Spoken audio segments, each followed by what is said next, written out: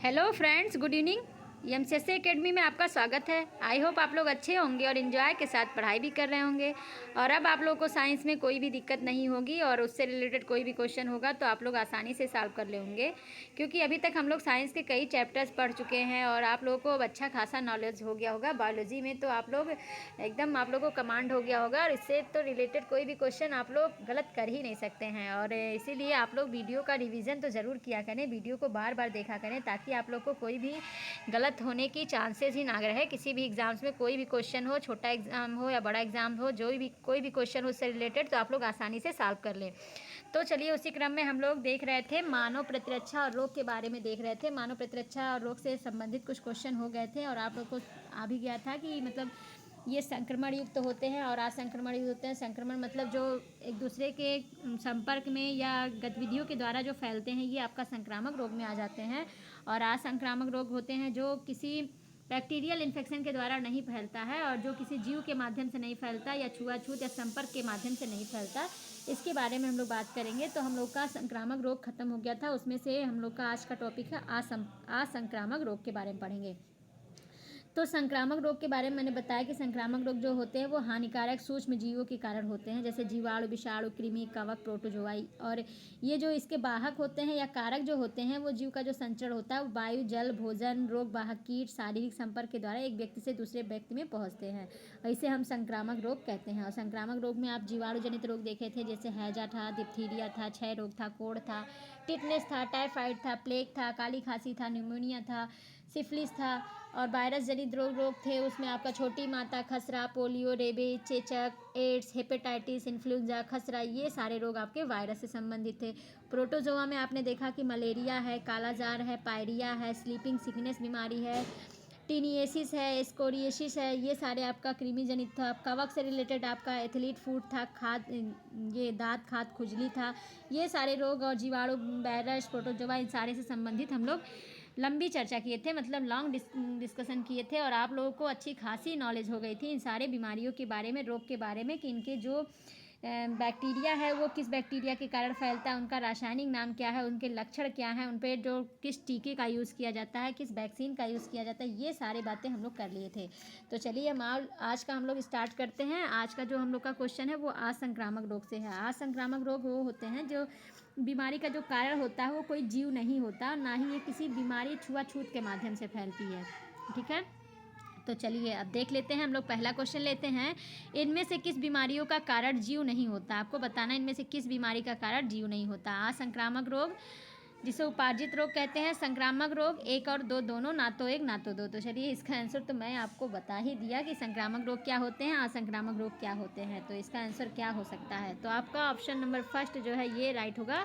असंक्रामक रोग होते हैं उपार्जित रोग होते हैं जो किसी जीव के माध्यम से नहीं फैलते हैं। तो अभी मैंने बताया कि जो असंक्रामक रोग है जिसे उपार्जित रोग कहते हैं और इसके अंतर्गत आने वाली बीमारियों का जो कारण होता है वो जीव नहीं होता है और ना ही ये बीमारियां छुआछूत से फैलती हैं।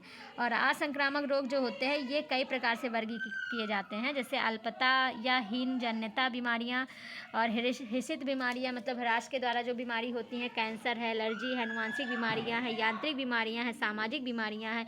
ये सारी बीमारियां जो है असंक्रामक रोग होती है, जो उपार्जित रोग होते हैं। तो आपका इसमें कौन सा ऑप्शन राइट है? आपका ऑप्शन नंबर फर्स्ट जो है राइट हो जाएगा। Okay, next question. निम्नलिखित में से असंक्रामक रोग में शामिल है अल्पता या हीनजन्यता बीमारियां, एलर्जी, कैंसर, अनुवांशिक बीमारियां, यांत्रिक बीमारियां। कोर्ट में बताना है 1 2 3, 2 4 5, 1 4 5, उपर्युक्त सभी। तो चलिए इसका भी आंसर आप लोग दे दीजिए। मैंने इसको भी बता दिया, डिटेल में भी चर्चा की है असंक्रामक बीमारी के बारे में, उनमें जो है क्या क्या है। तो चलिए बता दीजिए कौन सा ऑप्शन आपका राइट हो सकता है। तो असंक्रामक रोग होते हैं जो किसी जीव के द्वारा नहीं फैलते और ना ये छुआछूत के माध्यम से फैलते हैं और इनको कई वर्गों में बांटा गया है। पहला है अल्पता या हीनता जन्यता बीमारियां। ये जो होते हैं इसके अंतर्गत आपके मरासमस और रिकेट्स नामक रोग आ जाएंगे। अल्पता और हीनता जन्यता के अंतर्गत आपका मरासमस और रिकेट्स इत्यादि बीमारियां आ जाएंगी। और आपका एक होता है हर्षित बीमारियां, जिसे हम जो होता है ये आपका हृदय की गड़बड़ी आ जाता है। और सेकंड है एलर्जी। एलर्जी में तो आपको पता ही होगा कि एलर्जी जो होता है स्किन से संबंधित होता है और किसी चीज़ से किसी होता है, तो ये आपका एलर्जी में हो जाएगा। कैंसर तो आप जान ही रहे हैं, ये आपका है ही। अनुवांशिक बीमारी में आपका वर्णांतता हो जाएगा, हीमोफीलिया हो जाएगा, ये आपका आनुवांशिक में आ जाएगा। और आपका यांत्रिक बीमारी जो होता है, यांत्रिक बीमारी में आपका हड्डी का टूटना या जो हड्डी का बोलते हैं फ्रैक्चर होना, ये सारी यांत्रिक बीमारी में हो जाएंगे। और इसके अलावा एक सामाजिक बीमारी होती है जो मद्यपान या नशीली वस्तुओं का प्रयोग करने से होता है। तो आपका इसमें कौन सा ऑप्शन राइट होगा? उपर्युक्त सभी। ये सारे रोग जो है असंक्रामक रोग हैं, असंक्रामक रोग हैं जो किसी जीव के माध्यम से नहीं फैलते, ना छुआछूत के माध्यम से फैलते हैं। ठीक है, तो आपका इसमें ऑप्शन नंबर 4 जो है राइट हो गया। चलिए नेक्स्ट क्वेश्चन, इनमें से कौन सी आनुवांशिक बीमारी नहीं है? आपको बताना इनमें से कौन सी है जो आनुवांशिक बीमारी नहीं है। वर्णांधता, हीमोफीलिया, फ्रैक्चर, मद्यपान। तो इसका भी तो आंसर आप लोग दे सकते हैं कि कौन सी है आनुवांशिक बीमारी नहीं है। तो अभी मैंने आपको बताया कि आनुवांशिक बीमारी आपकी कौन कौन सी है। वर्णांधता है और आपका हीमोफीलिया वर्णांधता, यही दो आपका आनुवांशिक बीमारी है। और फ्रैक्चर जो होता है, ये हड्डी का टूटना, ये यांत्रिक बीमारी है, ये आपका नहीं होगा। और इसमें देखिए मद्यपान दे दिया है, तो मद्यपान जो होता है ये आपका सामाजिक बीमारी है, तो ये भी नहीं होगा। तो आपका इसमें 2 ऑप्शन हो गया। तीसरा और चौथा जो है आपका आनुवांशिक बीमारी नहीं है, पहला और दूसरा आपका आनुवांशिक बीमारी है। ओके, चलिए नेक्स्ट क्वेश्चन देख लेते हैं। अनियमित कोशिकाओं के गुच्छे क्या कहलाते हैं? अनियमित कोशिकाओं के गुच्छे क्या कहलाते हैं? Cancer, diabetes, gout, hysteria. तो आपको बताना है कि जो कोशिकाएं होती हैं उसका जब डिसबैलेंस हो जाता है या वो मतलब कई अनियमित आकार की जो हो जाती हैं और उसका एक समूह जो बन जाता है, वो क्या कहलाता है? तो चलिए आंसर देने की कोशिश कीजिए, क्या हो सकता है। तो मनुष्य के शरीर में किसी भी अंग में त्वचा से लेकर अस्थि तक या यदि कोशिका वृद्धि अनियंत्रित हो जाती है तो इसके परिणामस्वरूप जो है कोशिकाओं में अनियमित गुच्छा बन जाता है। और यह जो अनियमित गुच्छा बनता है वो आपका कैंसर कहलाता है। और कैंसर एक प्रकार का असंगठित ऊतक वृद्धि की बीमारी होती है जो कोशिकाओं में अनियंत्रित विभाजन और विकास के कारण होता है।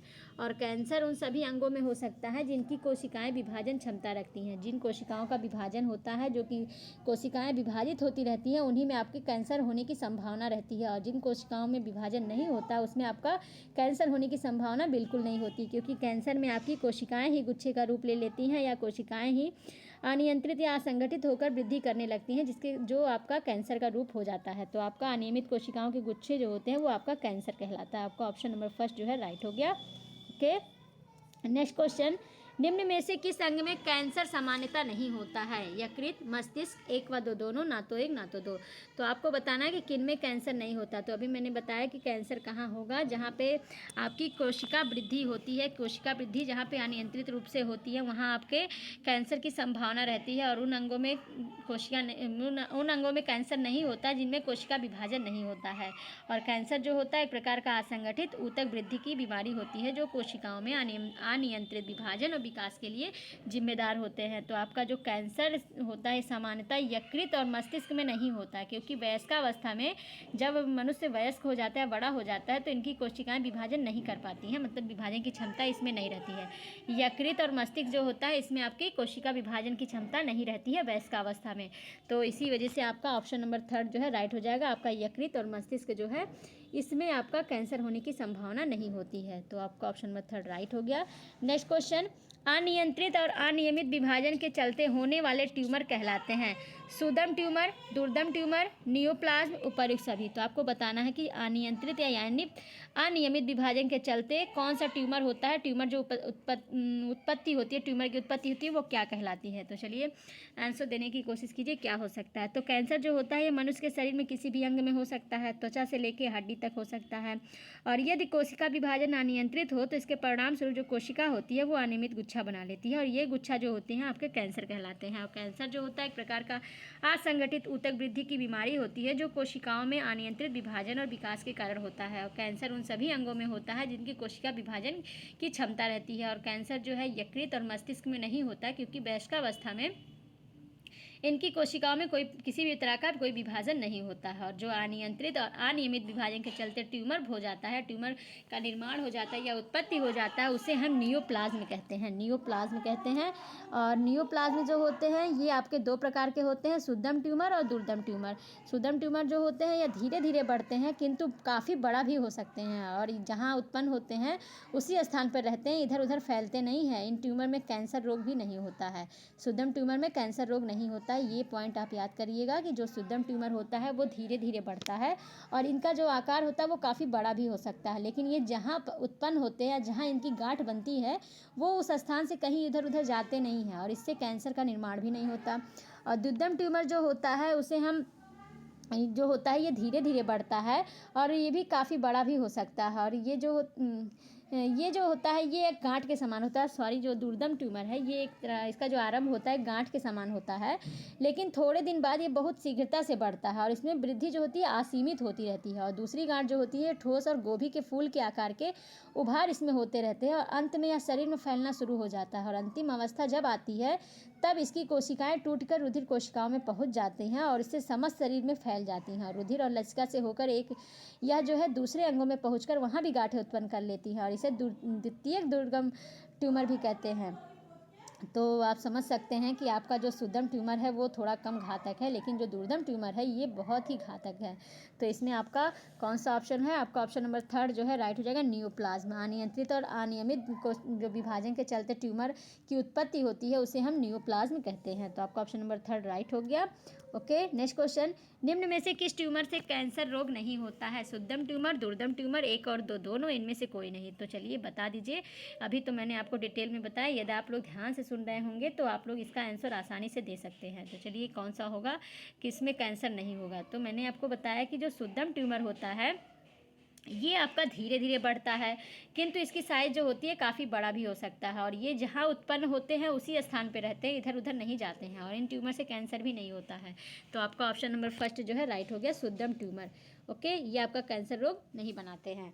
चलिए नेक्स्ट क्वेश्चन, द्वितीयक दुर्गम ट्यूमर को और किन नामों से जाना जाता है? Metastasis, carcinomas, sarcomas, lymphomas. तो चलिए आंसर दीजिए, कौन सा ऑप्शन आपका राइट हो सकता है? दुर्गम ट्यूमर को, द्वितीयक दुर्गम ट्यूमर को किस नाम से जाना जाता है? तो मैंने बताया कि जो सुगम ट्यूमर होते हैं वो धीरे धीरे बढ़ते हैं और इनका साइज काफ़ी बड़ा भी हो सकता है और जहाँ ये उत्पन्न होते हैं वहीं स्थिर रहते हैं, कहीं इधर उधर नहीं जाते हैं। और जो सुदम ट्यूमर है उससे आपका कैंसर का भी निर्माण नहीं होता। लेकिन दुर्गम ट्यूमर जो होते हैं या दुर्दम ट्यूमर जो होते हैं इनका आरंभ जो होता है एक गांठ के समान होता है। पहले ये गांठ के रूप में होते हैं, फिर थोड़े दिन बाद ये अचानक बहुत तेज़ी से बढ़ते हैं और इनकी वृद्धि असीमित होती रहती है। और जो ये दूसरी गांठ होती है वो ठोस और गोभी के फूल के आकार के उभार में इसमें होते रहते हैं और अंत में यह शरीर में फैलना शुरू हो जाते हैं। और अंतिम अवस्था जब आती है जब इनकी कोशिकाएं टूटकर जो रुधिर कोशिकाएं होती है उसमें पहुंच जाती हैं और सारा शरीर मतलब समस्त शरीर में ये फैल जाती हैं और रुधिर और लसिका से होते हुए दूसरे अंग में भी पहुंच जाती हैं और वहाँ भी गांठें बना लेती हैं। जो यह दूसरे अंग में पहुंच के गांठें बनाना जो होता है ये आपका द्वितीय दुर्गम ट्यूमर कहलाता है। और द्वितीय दुर्गम ट्यूमर जो अवस्था होती है उसे हम मेटास्टेटिस भी कहते हैं। और इस अवस्था में पहुंचने के बाद मनुष्य की मृत्यु जो है निश्चित ही होती है और इसका कोई इलाज नहीं है। जब हमारा ट्यूमर द्वितीय दुर्दम अवस्था में पहुंच जाता है तो इसकी जो मनुष्य की मृत्यु होना निश्चित है और इसका कोई इलाज नहीं है। और यह जो दुर्दम ट्यूमर रोग होता है यह मुख्यतः 35 से 40 वर्ष तक के मनुष्यों में ही होता है और यह प्रायः 50 वर्ष तक की आयु में ही मृत्यु हो जाती है। और शिशु और बाल्यावस्था या किशोरावस्था या तरुणावस्था में यह कम होता है, लेकिन आपका 35 से 40 के बीच में ज़्यादा होता है। तो आपका कौन सा ऑप्शन इसमें राइट हो गया? आपका ऑप्शन नंबर 1 जो है राइट हो जाएगा, मेटास्टेटिस। द्वितीय दुर्गम ट्यूमर जो है मेटास्टेटिस हो गया। तो आपका ऑप्शन नंबर 1 जो है राइट हो गया। तो आपको अच्छा लगा होगा कि ट्यूमर के बारे में जान के। तो चलिए नेक्स्ट क्वेश्चन देखते हैं, कार्सिनोमा नामक कैंसर किस प्रकार के उद्गम जनित ऊतकों में होता है? कार्सिनोमा नामक जो कैंसर होता है वो किस प्रकार के उद्गम जनित में होता है? त्वचा में, आंतरिक अंग की एपिथेलियम में, एक और दो, दोनों में, ना तो एक ना तो दो। तो चलिए अगर पता हो तो आंसर देने की कोशिश कीजिए।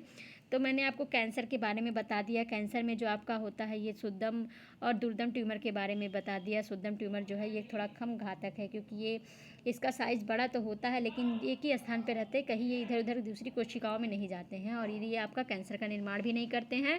और दुर्दम ट्यूमर जो होता है ये गांठ के समान होते हैं लेकिन ये बहुत तेज़ी से बढ़ते हैं और असीमित रूप से बढ़ते रहते हैं। और इसमें आपकी गांठें जो होती हैं ये ठोस और गोभी के फूल के आकार की उभार बनाए रहती है और ये तब तक फैलना शुरू करते हैं जब तक कि अंतिम अवस्था में ना आ जाएं। और फिर जब ये अंतिम अवस्था में आते हैं तो ये कोशिकाएं जो होती हैं टूट टूट कर ब्लड में भी पहुंच जाती हैं, ब्लड कोशिकाओं में जाती हैं तो ब्लड पूरे शरीर में फैल जाता है, जिससे ये जो होती है आपकी कोशिकाएँ पूरे शरीर में फैल जाती हैं और ये दूसरे अंगों में भी जाके गांठ उत्पन्न कर देती हैं। जब दूसरे अंगों में जाके गांठ उत्पन्न करती हैं तो उसे हम द्वितीय दुर्गम ट्यूमर कहते हैं। और द्वितीय दुर्गम जो अवस्था होती है ये मेटास्टेटिस भी कहलाती है और इस अवस्था में पहुँचने देखने के बाद मनुष्य की मृत्यु ही तो निश्चित होना है, इसका कोई इलाज नहीं है।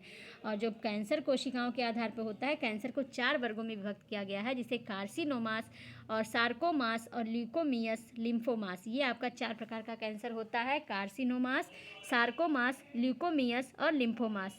कार्सिनोमास जो होता है ये आपके त्वचा में और आंतरिक अंगों की एपिथीलियम या उपकला से संबंधित होता है, जैसे स्तन कैंसर और आपका फेफड़ों का कैंसर, ये आपका कार्सिनोमास के अंतर्गत आएगा। सार्कोमास जो है यह कैंसर संयोजी ऊतकों, उपास्थि और पेशियों में होता है, जैसे अस्थि कैंसर जो हड्डियों में कैंसर होता है, ये आपका सार्कोमास कहलाता है। और ल्यूकोमियस जो होता है ये आपका ल्यूकोसाइट्स में असामान्य वृद्धि के कारण होता है। ल्यूकोसाइट आप समझ रहे हैं कि ब्लड से रिलेटेड है आपका। और फोर्थ है लिम्फोमास। लिम्फोमास जो होता है ये लसिका तंत्र, ऊतक तथा वाहिका के नेटवर्क और ऊतकीय द्रव में संबंधित होता है। तो आपको 4 प्रकार के कैंसर पता चल गए, कार्सिनोमास, सार्कोमास, ल्यूकोमियास, लिम्फोमास, और अलग अलग पार्ट में अलग अलग कैंसर का प्रकार होता है। तो आपका कार्सिनोमा नामक कैंसर जो होता है वो आपके त्वचा और आंतरिक अंग की एपिथीलियम या उपकला दोनों में होता है। तो आपका ऑप्शन नंबर 3 जो है राइट हो गया। ओके, नेक्स्ट क्वेश्चन, अस्थि तथा त्वचा कैंसर किस प्रकार का कैंसर है? सार्कोमा समूह, कार्सिनोमा समूह, ल्यूकोमियस समूह, लिम्फोमास समूह। तो अभी मैंने आपको बता दिया कि जो हड्डी में और त्वचा में होने वाला कैंसर है वो किस नाम से जाना जाता है। तो चलिए आंसर दीजिए, क्या हो सकता है, कौन सा ऑप्शन आपका राइट हो सकता है? अस्थि और आपका त्वचा में कौन सा होगा? तो आपका सार्कोमास समूह जो है ये आपका संयोजी ऊतक, उपास्थि और पेशियों में होता है, और इसी जैसे इसमें आपका अस्थि कैंसर हो गया। तो आपका अस्थि और त्वचा में आपका ऑप्शन नंबर 1 जो है राइट हो जाएगा, सार्कोमा समूह। और कार्सिनोमा के बारे में तो आपको पता है कि ये त्वचा और आंतरिक अंगों की एपिथीलियम में होता है। और ल्यूकोमियस जो है ल्यूकोसाइट में असामान्य वृद्धि के कारण होता है। लिम्फोमास होता है जो ये लसिका ग्रंथि, ऊतक और वाहिका के नेटवर्क के माध्यम से होता है। तो इसमें आपका ऑप्शन नंबर 1 जो है राइट हो गया। ओके, नेक्स्ट क्वेश्चन, कार्सिनोजेंस के कारण कौन सा रोग होता है? आपको बताना है कार्सिनोजेंस के कारण कौन सा रोग होता है। कैंसर, हिस्टीरिया, एलर्जी, मधुमेह। तो चलिए इसका भी आंसर दे दीजिए, कौन सा ऑप्शन आपका राइट हो सकता है? कार्सिनोजेंस के बारे में पूछ रहा है ये आपका। अभी मैंने आपको इसके बारे में भी बताया, तो आप लोग आसानी से इसका आंसर दे सकते हैं कि कार्सिनोजेंस जो है किस रोग के कारक हैं। तो आपका ये कैंसर नामक रोग जो होता है ये आपका कार्सिनोजेंस के कारण होता है, और ये आपका जो है त्वचा और आंतरिक अंगों की एपिथीलियम या उपकला से संबंधित होता है, जिसमें आपका स्तन कैंसर और फेफड़ों का कैंसर आ जाएगा। तो कौन सा ऑप्शन आपका राइट है? आपका ऑप्शन नंबर 1 जो है राइट हो जाएगा, कैंसर होता है। ओके, चलिए नेक्स्ट क्वेश्चन, कैंसर कोशिकाएं उत्पन्न करने के लिए कौन सा जीन्स जिम्मेदार माना जाता है? कैंसर कोशिकाएं उत्पन्न करने के लिए कौन सा जीन्स जिम्मेदार है? आर्कोजीन्स, हिस्टामिन, मेटास्टेटिस, कार्सिनोजिन। तो चलिए इसका भी आंसर आप लोग दे दीजिए, क्या हो सकता है? तो कैंसर नामक रोग जो होता है 4 प्रकार का है, कार्सिनोमा, सार्कोमास, ल्यूकोमियास, लिम्फोमास। और इस रोग का जो कारण होता है वो तंबाकू सेवन करने से, औद्योगिक प्रतिष्ठानों में निकलने वाले धुएं से, अनेक रसायन कैंसर उत्पन्न करने से, जिन्हें हम कार्सिनोजेन भी कहते हैं। और कार्सिनोजेन में आपका nicotine, caffeine, polycyclic hydrocarbon, x ray किरणें, नाभिकीय विकिरण, एस्बेस्टास और सूर्य की पराबैंगनी किरणें, ये सारे आपके हो जाएंगे आपका इसमें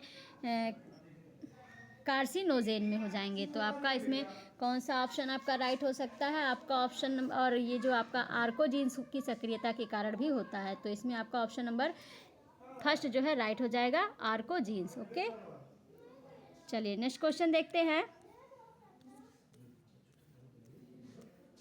रक्त कैंसर को क्या कहते हैं? रक्त कैंसर को क्या कहते हैं आपको बताना है।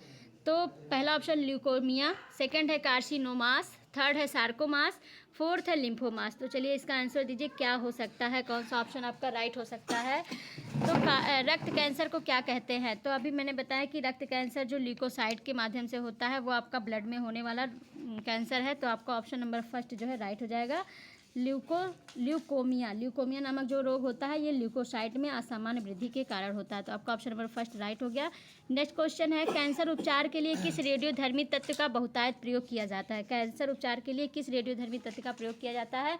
आर्सेनिक 50, कोबाल्ट 60, 1 और 2 दोनों, ना तो 1 ना तो 2। तो चलिए इसका भी आंसर क्या हो सकता है? ये तो ईजी क्वेश्चन है, आप लोग बता सकते हैं।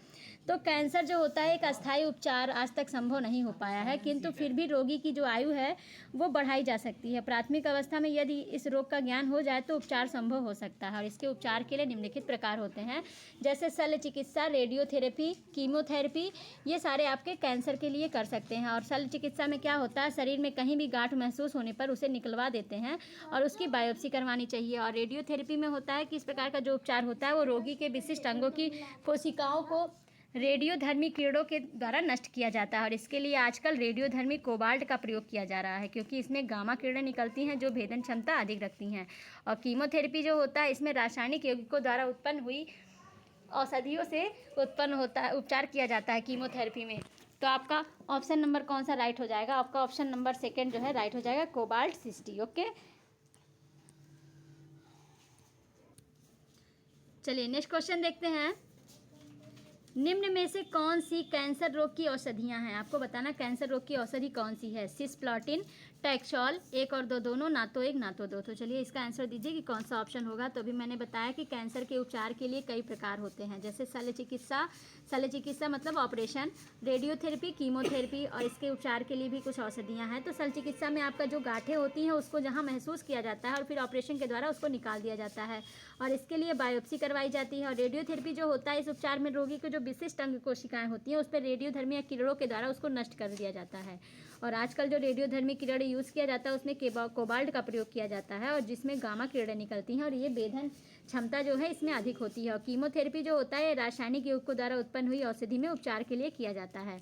और कैंसर के उपचार के लिए जो काम आने वाली मुख्यतः दो औषधियाँ हैं, आपका सिस्प्लाटिन और टैक्सोल है। तो आपका ऑप्शन नंबर कौन सा राइट है? आपका ऑप्शन नंबर थर्ड जो है राइट हो जाएगा, एक और दो दोनों। ओके, चलिए नेक्स्ट क्वेश्चन।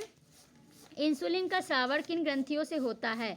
अग्न्याशय, यकृत, किडनी, उपर्युक्त सभी। आपको बताना है इंसुलिन के बारे में आप जानते हैं, डायबिटीज़ जिसे कहते हैं, मधुमेह कहते हैं, इसका जो है स्रावण किस अंग से होता है? ये आपका बहुत इजी क्वेश्चन है, इसका आंसर जल्दी से दीजिए क्या हो सकता है। तो डायबिटीज़ ऐसी अवस्था होती है जिसमें अग्न्याशय की कोशिकाएं इंसुलिन हार्मोन्स बनना बंद कर देती हैं और जिसमें शर्करा का जो उपापचय नहीं हो पाता है और यूरिन और रक्त में शर्करा की अत्यधिक मात्रा हो जाती है, जिससे रोगी को पर्याप्त मात्रा में एनर्जी नहीं मिल पाती है और जिससे मनुष्य कमज़ोर हो जाता है और रोगी को बहुत प्यास लगता है और बार बार यूरिन भी आता है। और इससे रोग में जो है शक्कर या शक्कर से बनी वस्तुओं का परहेज किया जाता है या उसका प्रयोग नहीं किया जाता है और इंसुलिन का इंजेक्शन इसमें लगवाना चाहिए। तो आपका कौन सा ऑप्शन राइट है? आपका ऑप्शन नंबर फर्स्ट जो है राइट हो जाएगा। इंसुलिन का जो स्रावण होता है वो अग्न्याशय में होता है या उसको पैंक्रियाज भी कह सकते हैं। तो आपका ऑप्शन नंबर फर्स्ट राइट हो गया।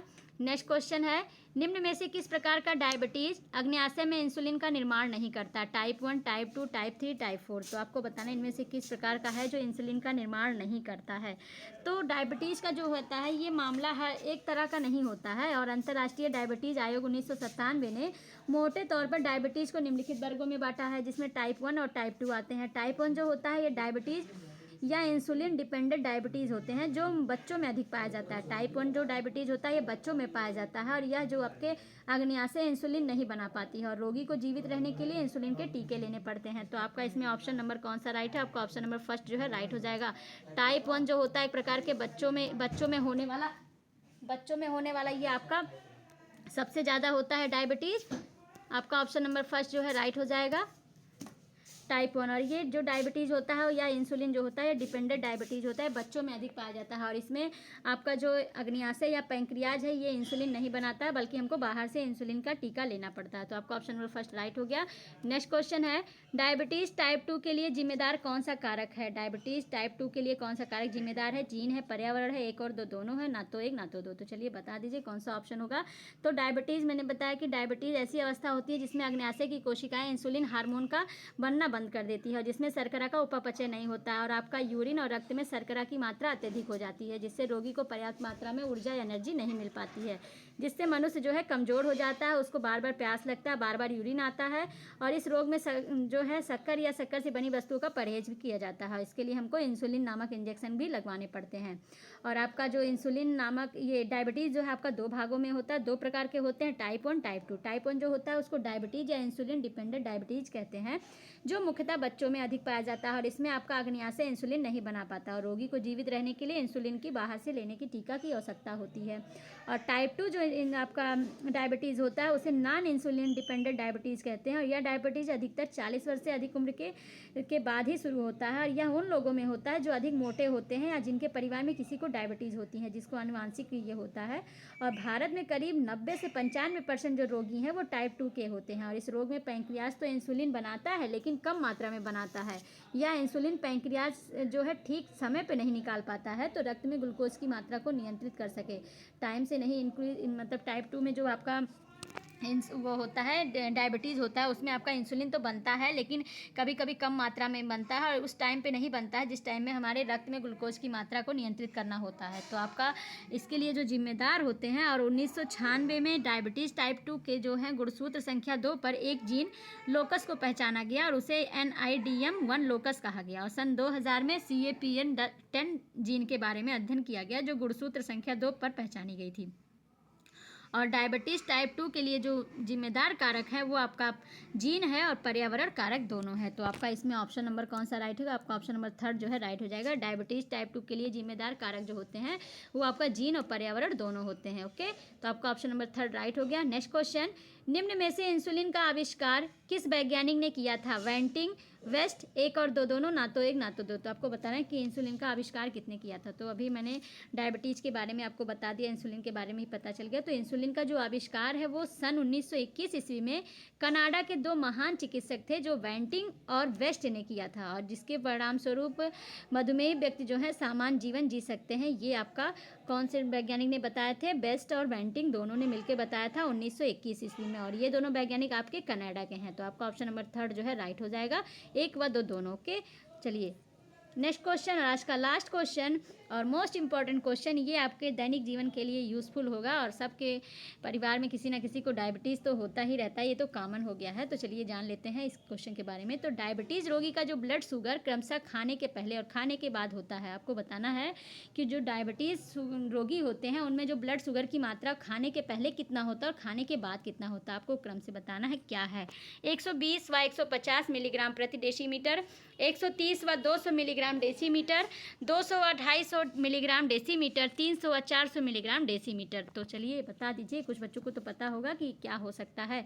खाने ब्लड शुगर की मात्रा खाने से पहले और खाने के बाद क्या होता है। तो रक्त में जो शर्करा की मात्रा होती है वो आपका खाने के पहले 130 मिलीग्राम प्रति डेसीमीटर, डेसीलीटर होता है, मीटर नहीं होगा, डेसीलीटर होगा, गलत हो गया है, डेसीलीटर होगा आपका।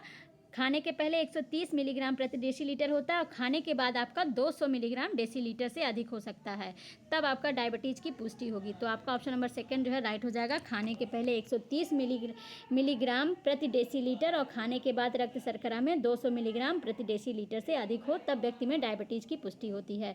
और यदि इंसुलिन की मात्रा एक निश्चित खुराक से अधिक हो जाती है तो रोगी को मूर्छा जैसी स्थिति भी आ जाती है, जिसे हाइपरग्लाइसीमिया कहते हैं। और सामान्य से कम शुगर होने पर भी रोगी को बेचैनी, सिर दर्द, तेज धड़कन के लक्षण आते हैं। इसके अलावा मछली है, उल्टी है, पेट दर्द की भी शिकायत होती है। और विश्व में सर्वाधिक मधुमेह रोगी जो हैं आपके भारत में पाए जाते हैं। तो आपको ये वाला आपका ऑप्शन नंबर 2 जो है राइट हो जाएगा। 130 खाने के पहले, 200 आपका खाने के बाद ब्लड शुगर की मात्रा होनी चाहिए। तो इस प्रकार आपको आज का सेशन अच्छा लगा होगा और आपको कैंसर से संबंधित सारी जानकारी मिल गई होगी। कैंसर कितने प्रकार के होते हैं, कैंसर के इलाज के क्या है, उसके कारण क्या है, रोग के कारण क्या है, कौन से फैलते हैं, कौन से नहीं फैलते हैं, ये सारी नॉलेज आपको कैंसर के बारे में आज अच्छी खासी पकड़ हो गई होगी। और डायबिटीज़ के बारे में भी कुछ नॉलेज हो गई है। तो आज के लिए बस इतना ही, हम मिलते हैं नेक्स्ट वीडियो में। तब तक के लिए thank you so much all friends.